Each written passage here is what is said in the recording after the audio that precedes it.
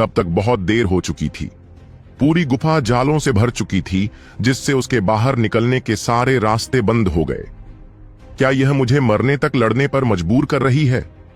अर्जुन हल्के से हंसा और उसकी पहले की घबराहट पूरी तरह से समाप्त हो गई। अब उसकी हड्डियों तक में एक नया जोश भर गया था और उसके अंदर का जुनून पूरी तरह जाग उठा। अब इस स्थिति में अगर उसने मकड़ी को नहीं मारा तो वह खुद भी नहीं बच पाएगा। समय बहुत कम था।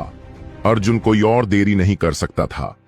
अपनी दोनों टांगों को जमीन पर मजबूती से टिकाते हुए वह बिजली की गति से मकड़ी की ओर दौड़ा। मकड़ी ने फिर से अपने जाल फेंके, लेकिन अर्जुन सतर्क था।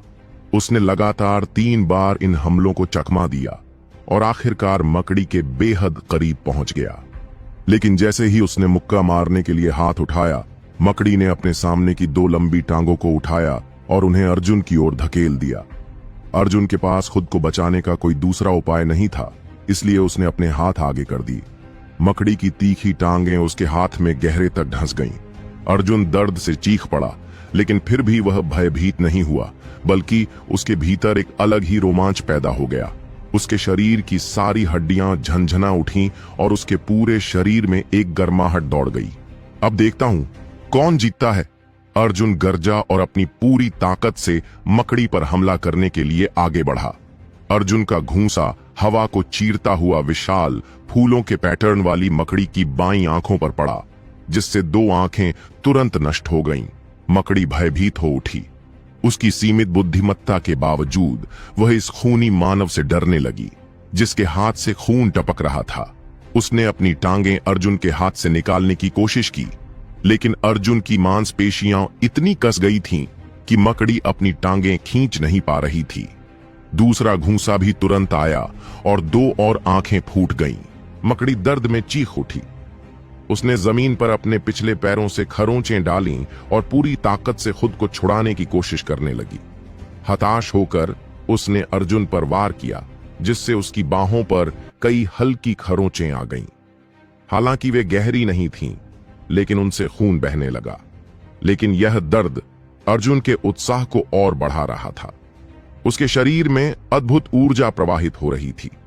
उसके चेहरे पर एक ठंडी और निर्दयी मुस्कान फैल गई और उसने लगातार मकड़ी के सिर पर घूंसे बरसाने शुरू कर दिए। लगातार हमलों से मकड़ी का सिर दरारों से भर गया और उसके शरीर से हरी भरी चिपचिपी तरल पदार्थ बाहर निकलने लगी। मकड़ी ने दर्द भरी चीख निकाली, लेकिन वह मरने का इंतजार नहीं करना चाहती थी। उसने अपने मुंह से कई धागों को बाहर निकाला और अर्जुन को लपेट लिया। हालांकि इस समय मकड़ी इतनी बुरी स्थिति में थी कि उसका सिर लगभग फटने वाला था। अगर वह राक्षसी जीव न होती, जिसकी जीवन शक्ति असाधारण होती है, तो वह कब की मर चुकी होती। अब जब अर्जुन जाल में फंस चुका था, फिर भी उसके अडिग हमलों के कारण मकड़ी धीरे धीरे थम गई और अंततः निष्क्रिय हो गई। अर्जुन ने कभी नहीं सोचा था कि वह किसी राक्षसी जीव से जीत सकता है, लेकिन आज उसने न केवल बचाव किया, बल्कि एक को मार भी डाला। यह भले ही पहले स्तर का राक्षसी जीव था, लेकिन फिर भी यह एक मजबूत शरीर 5वें स्तर के योद्धा के लिए एक कठिन प्रतिद्वंद्वी था। हालांकि अर्जुन की चोटें हल्की नहीं थीं, लेकिन उसे दर्द का कोई अनुभव नहीं हो रहा था, मानो कुछ हुआ ही न हो। पुष्टि करने के बाद कि मकड़ी मर चुकी थी, अर्जुन ने अपने हाथ से उस टांग को निकाला जो उसकी बाह में ढंसी हुई थी। जैसे ही उसने इसे निकाला, गर्म खून बहने लगा। बिना रुके उसने अपने शरीर को जकड़ने वाले मकड़ी के जाल को तोड़ा और तुरंत छोटे लड़के की ओर भागा। उसे सावधानी पूर्वक उठाकर अर्जुन उसे गुफा से बाहर ले गया। इसी बीच शिकारी भी अपने कोकून से किसी तरह बाहर निकल आया था और जैसे ही वह अंदर जाने वाला था, उसने खून से सने अर्जुन को अपने बेटे को बाहर लाते देखा। इसका क्या हुआ? शिकारी ने घबराकर पूछा। इसने बहुत अधिक खून खो दिया है और जहर भी फैल रहा है, अर्जुन ने जवाब दिया। गुफा के बाहर पहुंचकर अर्जुन ने बच्चे को जमीन पर लिटाया और जल्दी से अपने बैग से कुछ जड़ी बूटियां निकाली। उन्हें चबाने के बाद उसने शिकारी से कहा, इन्हें चबाकर नरम करो और फिर इसे खिलाओ। शिकारी पहले से ही भयभीत था, इसलिए उसने तुरंत अर्जुन की बात मानी और जड़ी बूटियों को चबाने लगा। अर्जुन का दिमाग पूरी तरह से स्पष्ट था। उसे अचानक हर जड़ी बूटी की औषधीय विशेषताएं समझ में आने लगीं। कौन सी जड़ी बूटियां जहर को निष्प्रभावी कर सकती हैं, कौन सी उपचार में सहायक होंगी, कौन सी रक्तस्राव को रोकेंगी। कुछ समय बाद अर्जुन ने चबाई हुई जड़ी बूटियों को बच्चे के जख्मों पर लगाया। शिकारी ने भी वैसा ही किया और अपने बेटे को जड़ी बूटियां खिलाईं। दोनों की बेचैन निगाहों के बीच बच्चे के चेहरे का रंग धीरे धीरे लौटने लगा और उसकी सांसें स्थिर हो गईं। शिकारी ने राहत की सांस ली और जमीन पर गिर पड़ा। वह जोर जोर से रोने लगा। भगवान का शुक्र है, कुछ नहीं हुआ, कुछ नहीं हुआ। लेकिन अर्जुन ने तुरंत कहा, अभी नहीं, मेरी जड़ी बूटियां सिर्फ लक्षणों को कम कर सकती हैं। तुम्हें तुरंत गांव ले जाकर किसी वैद्य को दिखाना होगा, नहीं तो जहर स्थायी हो जाएगा। शिकारी ने तुरंत कहा, मैं अभी उसे लेकर वैद्य के पास जाता हूं। इतनी जल्दी मत करो, अर्जुन ने उसे रोका। पहले इसे थोड़ा स्थिर होने दो, फिर ले चलो। हां, आप सही कह रहे हैं, शिकारी ने घबराए स्वर में कहा। वह पहले से ही भयभीत था, इसलिए जो कुछ भी अर्जुन कहता वह उसका पालन करता। फिर अचानक उसे अर्जुन की हालत का एहसास हुआ। उसके शरीर से बहते खून को देखकर उसने चिंतित होकर कहा, आप भी घायल हैं, क्या आपको इलाज नहीं चाहिए? कोई जरूरत नहीं, अर्जुन ने मुस्कुराकर जवाब दिया। लेकिन आपने इतना खून बहाया है, यह कैसे ठीक हो सकता है? शिकारी ने आश्चर्य से पूछा। मुझे नहीं पता, अर्जुन ने जवाब दिया। फिर वह जमीन पर कूदा और खुद को जांचने लगा। लेकिन मुझे बहुत अच्छा महसूस हो रहा है। वास्तव में उसे बहुत ऊर्जा महसूस हो रही थी। अर्जुन को संदेह था कि यह सब किसी न किसी तरह स्वर्ण कंकाल से जुड़ा हुआ था, लेकिन वह इसे शिकारी को कैसे समझाता? पिछली लड़ाई को याद करते ही उसका खून एक बार फिर जोश से उबाल मारने लगा। अचानक अर्जुन ने कहा, मुझे थोड़ा इंतजार करो, मैं अभी लौटता हूं। शिकारी को लगा कि वह राक्षसी मकड़ी के शव को देखने जा रहा है, लेकिन ऐसा नहीं था। हालांकि यह मकड़ी एक राक्षसी जीव थी, लेकिन इसका कोई विशेष मूल्य नहीं था। अर्जुन का असली लक्ष्य गुफा में उगने वाली जड़ी बूटियां थीं। लड़ाई से पहले ही उसने वहां बैंगनी रंग के फूलों का एक बड़ा समूह देखा था। अब जब वह उनके बारे में सोच रहा था तो उसका उत्साह बढ़ने लगा। अगर वह सही देख रहा था तो वे वास्तव में वही त्रिपत्र विनाशक पुष्प थे जिनकी उसे सख्त जरूरत थी। वास्तव में ये त्रिपत्र विनाशक पुष्प अंधेरे, गीले स्थानों और शवों के पास उगते थे। यह गुफा उनके बढ़ने के लिए आदर्श स्थान थी। गुफा में प्रवेश करते ही अर्जुन की खुशी का ठिकाना नहीं रहा। सच में दूसरों की मदद करने का फल अच्छा मिलता है। अगर मैं इस पिता पुत्र को बचाने न आता तो ये जड़ी बूटियां मुझे कभी न मिलती। उसने तुरंत अपनी कुदाल निकाली और इन जड़ी बूटियों को इकट्ठा करने लगा। गुफा से बाहर निकलते ही उसका थैला पूरी तरह भर चुका था। चलो, मैं तुम्हारे साथ पहाड़ से नीचे चलता हूं, अर्जुन ने शिकारी से कहा। शिकारी भावुक हो गया और आंखों में आंसू भरकर बोला, आपका बहुत बहुत धन्यवाद। हमारा रास्ता एक ही है, धन्यवाद की कोई जरूरत नहीं, अर्जुन ने विनम्रता से कहा और वे तीनों पहाड़ से नीचे उतरने लगे। शाम तक वे गांव पहुंच चुके थे और अंधेरे में वैद्य के घर की तलाश करने लगे। छोटे बच्चे को व्यवस्थित करने के बाद भी अर्जुन जल्दी में वहां से जाने के मूड में नहीं था। आखिरकार उसी रात उस छोटे बच्चे ने अपने राशन का कुछ हिस्सा उसे दिया था। इसलिए जब तक बच्चा अपनी आंखें नहीं खोलता, अर्जुन का मन शांत नहीं हो सकता था। अंदर शिकारी विशाल सिंह बेचैनी से इधर उधर टहल रहा था, अपने बेटे की चिंता में व्याकुल था। अधिक देर नहीं हुई थी कि वैद्य ने उसे डांटकर बाहर भेज दिया, कहते हुए कि वह बहुत अधिक शोर कर रहा था। वैद्य चतुर्वेदी जी ने कहा कि सौभाग्य से हमने समय रहते उपचार कर दिया, नहीं तो मेरा बेटा सच में अपनी जान से हाथ धो बैठता। मेरे उद्धारक, आपकी कृपा और दया का आरण मैं कभी भी नहीं चुका सकता। चाहे मैं अपना पूरा जीवन परिश्रम में लगा दूं, फिर भी आपका एहसान नहीं उतार सकता। इतना कहने के बाद शिकारी विशाल सिंह अर्जुन के सामने घुटनों के बल बैठ गया। अर्जुन ने उसे उठाने की जल्दी नहीं की, बल्कि मुस्कुराते हुए कहा, बड़े भाई विशाल, आदमी केवल सोने चांदी के आगे झुकता है, आपके इस तरह घुटनों पर बैठने से हमारे अच्छे संबंधों को ठेस पहुंचेगी। भविष्य में ऐसा मत कीजिए। और फिर आपके बेटे के राशन का मैंने भी कुछ हिस्सा खाया है। अगर किसी पर कोई आरण है तो वह मुझ पर भी है। यह कहते हुए अर्जुन ने आगे बढ़कर शिकारी विशाल सिंह को उठाया। विशाल सिंह की आंखों में आंसू छलक आए। उद्धारक, आप सच में एक महान इंसान हैं। उनकी बातें चल ही रही थीं कि तभी वैद्य चतुर्वेदी बाहर आए और विशाल सिंह से बोले, अब कोई खतरा नहीं है, इसलिए चिंता करने की आवश्यकता नहीं है, लेकिन बहुत खून खो दिया है, इसलिए उसे अभी कुछ समय तक और सोने देना होगा।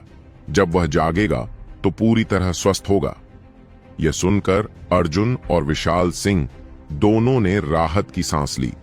एक बार जब अर्जुन पूरी तरह से शांत हुआ तो उसे अपने शरीर में गहरी थकान महसूस हुई। आज का दिन बहुत ही रोमांचक रहा था। उसने भी कई चोटें खाई थीं और खून की काफी हानि हुई थी।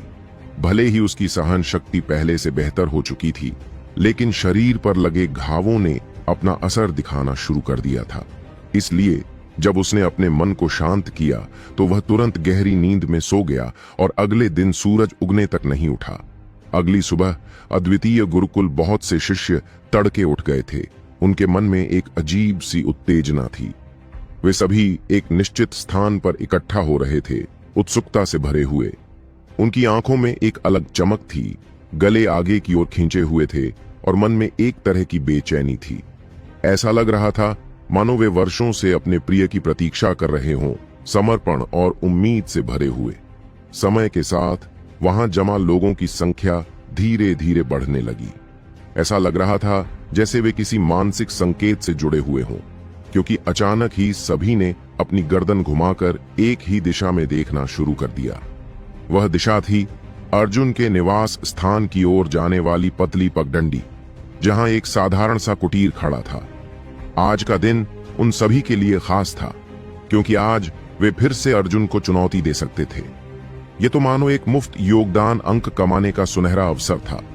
भला ऐसे में ये शिष्य इस मौके को कैसे छोड़ सकते थे? कुछ लोग अर्जुन की दुर्दशा पर दया कर रहे थे। आखिर हर 5वें दिन उसे चुनौती दी जाती थी और बुरी तरह पीटा जाता था। यह वास्तव में बहुत क्रूर था। हालांकि केवल सहानुभूति अर्जुन की मदद नहीं कर सकती थी। अगर वे उसे चुनौती नहीं भी देते तो कई और लोग उसकी जगह खुशी खुशी लेने को तैयार थे। अंततः उसे फिर भी पीटा ही जाना था, तो उन्होंने सोचा कि बेहतर होगा कि वे खुद ही उसे चुनौती दें। कम से कम वे थोड़ा नरमी बरत सकते थे। जब उन्होंने इस दृष्टिकोण से सोचा तो वे सभी अपनी किस्मत आजमाने आ पहुंचे। अगर उसने मुझे चुना तो मैं हल्के हाथ से मारूंगा ताकि उसे अधिक चोट न लगे। कई लोग अपने मन में इस प्रकार की दलीलें दे रहे थे। आमतौर पर इस समय तक अर्जुन जाग जाता था और गुरुकुल के आंगन की सफाई करने में लग जाता था, लेकिन आज कुछ अजीब था। काफी देर इंतजार करने के बाद भी उन्होंने अर्जुन को नहीं देखा। जब उन्होंने इधर उधर झांक कर देखने की कोशिश की तो वे उसे ढूंढने में असफल रहे। अर्जुन को क्या हो गया? क्या वह देर तक सोता रहा? अभी तक बाहर क्यों नहीं आया? मुझे नहीं पता। जरा सोचो, क्या किसी ने पिछले कुछ दिनों में उसे देखा है? कहीं उसने अद्वितीय गुरुकुल छोड़ तो नहीं दिया? असंभव। तुम भी जानते हो कि अर्जुन कितना हठी है। उसे मार भी दो तब भी वह यहां से नहीं जाएगा। अगर उसे जाना ही होता तो वह तब चला जाता जब उसे केवल एक परीक्षा शिष्य बना दिया गया था। इतने समय तक रुकने के बाद जाने का कोई मतलब नहीं बनता। अचंभे की बात यह थी कि किसी को भी यह पता नहीं था कि कुछ दिन पहले अर्जुन ने काली पवन पर्वतों में जाने की अनुमति ली थी और तब से लौटकर नहीं आया था। यह कोई नई बात नहीं थी, क्योंकि आम दिनों में अर्जुन ज्यादा किसी से घुलता मिलता नहीं था, इसलिए उसके ठिकाने के बारे में जानने वाला कोई नहीं था। जब यह समूह आपस में चर्चा कर रहा था तभी एक युवक धीरे धीरे भीड़ की ओर बढ़ा। उसका चेहरा संगमरमर की तरह चिकना था और शरीर भी उतना ही प्रभावशाली। वह वास्तव में एक आकर्षक युवक था, लेकिन आज उसके चेहरे पर गहरी नाराजगी झलक रही थी। वह अपने दांत पीसता हुआ और किसी को कोसता हुआ चल रहा था। उसके पीछे अद्वितीय गुरुकुल के अनेक शिष्य चल रहे थे। वे उसे चारों ओर से घेर कर उसके महत्व को स्पष्ट कर रहे थे। भीड़ के बीच आकर युवक ने चिढ़ते हुए पूछा, यहां इतनी भीड़ क्यों जमा है? इस पर एक शिष्य झट से आगे बढ़ा और धीमी आवाज में कहा, मास्टर सुयश, आज अर्जुन को चुनौती देने का दिन है। इसी वजह से इतने सारे शिष्य यहां एकत्रित हुए हैं ताकि वे कुछ योगदान अंक कमा सकें। जिस युवक को मास्टर सुयश कहा गया था, उसने पहले भौहें चढ़ाईं, फिर जोर से हंसते हुए बोला, लगता है कि हमारे साथी अर्जुन घोर कष्ट में हैं। उसके शब्दों में अर्जुन की स्थिति पर खुशी और तिरस्कार साफ झलक रहा था। हां, उसे हर 5वें दिन चुनौती दी जाती है और वह तब तक हार नहीं मानता जब तक वह खड़ा नहीं रह सकता, उस शिष्य ने आगे बताया। सुयश फिर हंसते हुए बोला, मुझे अब लग रहा है कि मेरा क्रोध थोड़ा शांत हो रहा है, लेकिन यह पर्याप्त नहीं है। मुझे उसे अद्वितीय गुरुकुल से बाहर करना ही होगा। जब तक वह गुरुकुल का शिष्य रहेगा, मैं कुछ नहीं कर सकता, लेकिन जैसे ही वह बाहर निकलेगा, मैं उसे अपने तरीके से सबक सिखाऊंगा। मास्टर सुयश बिल्कुल सही कह रहे हैं। उस मूर्ख ने आपकी प्रतिष्ठा को धूमिल करने की जुर्रत की। वह एक साधारण व्यक्ति और महान कुल के बीच का अंतर नहीं समझता। उसे नहीं पता कि मास्टर सुयश कौन है। यह चापलूसी सुनकर सुयश का मन प्रसन्न हो गया और उसने बार बार सिर हिलाया। मास्टर सुयश, जिसकी प्रतिष्ठा अर्जुन ने कथित रूप से धूमिल की थी, वही व्यक्ति था जिससे अर्जुन की मुठभेड़ काली अमरूद गांव में हुई थी।